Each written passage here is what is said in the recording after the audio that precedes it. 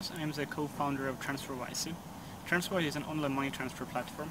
So before Transferwise, I worked for another disruptive company. So I was the first employee of Skype and spent 7 years building up that from the first idea to the first few 100 million customers.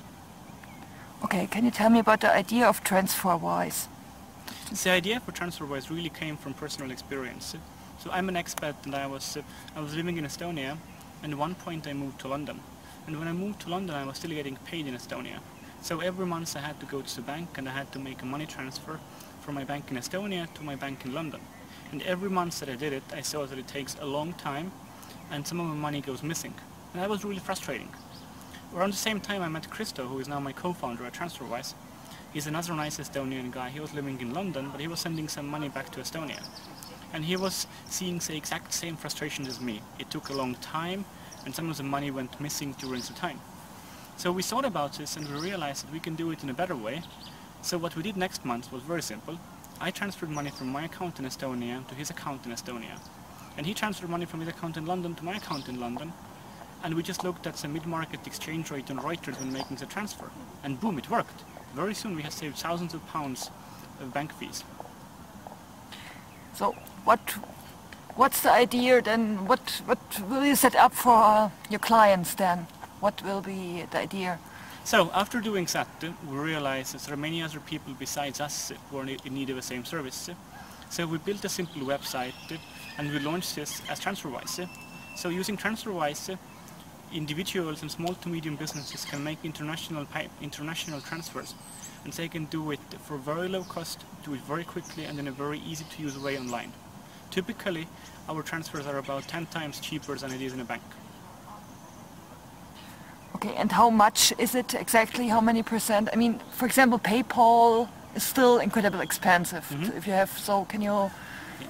So using Transferwise, we always make the exchange at the mid-market rate, and that's very unique because all the banks or PayPal or anyone else, they give you a very muddled exchange rate, and they include lots of their fees in the exchange rate. So Transferwise is the only company which gives you access to the real mid-market rate. And we charge a very transparent fee for using the service. Our fee is £1 or €1 for transactions up to 200 euros or pounds, and above that we charge 0.5%. Okay, then I read about your investors. Can you say something about that? So initially we started Transferwise on our own, but then we soon discovered that there are many other people who are incredibly smart and experienced, and we went out to get some of these people to be our supporters and our investors. So by now we have raised £7 million from Thiel, who was the founder of PayPal and first investor in Facebook, and from Index Ventures, a premium venture capital investor in Europe, and IA Ventures from New York, and also a number of other angels who've been very strategic and helpful. Does it make sense that somebody who founded PayPal helps you invest in Transferwise? So as you are concurrents to... So absolutely. I mean, Peter has been away from PayPal for 10 years, and he's now on the hunt to see other innovative and disruptive startups. So whether we're doing something that PayPal did or something different doesn't really matter to him. And he saw the company, and it made complete sense to him from the first moment we met. Do you see any chance for you as Facebook want to implement paid service, or Google still working on it? Do you see any connection with that for Transferwise?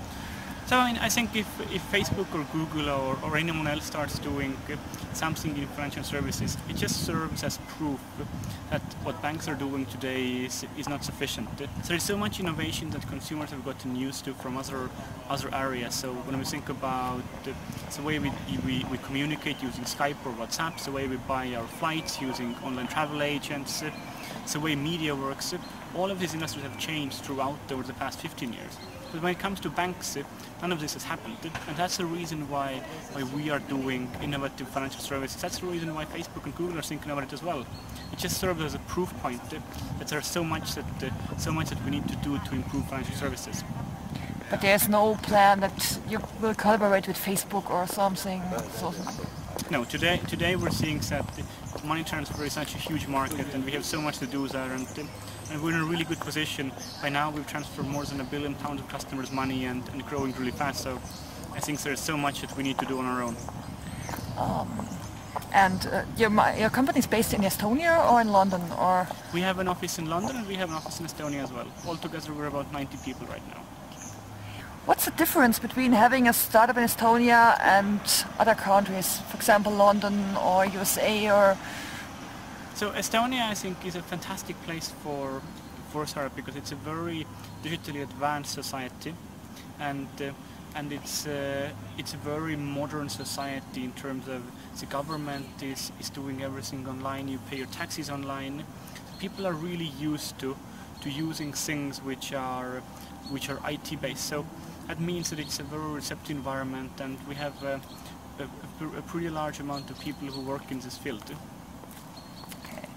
Any tips for startups? So, if anything to say to people who... The biggest thing is getting started. I mean, most of the people fail at the point where they're dreaming about an idea. So, you just need to get started, and from there on it becomes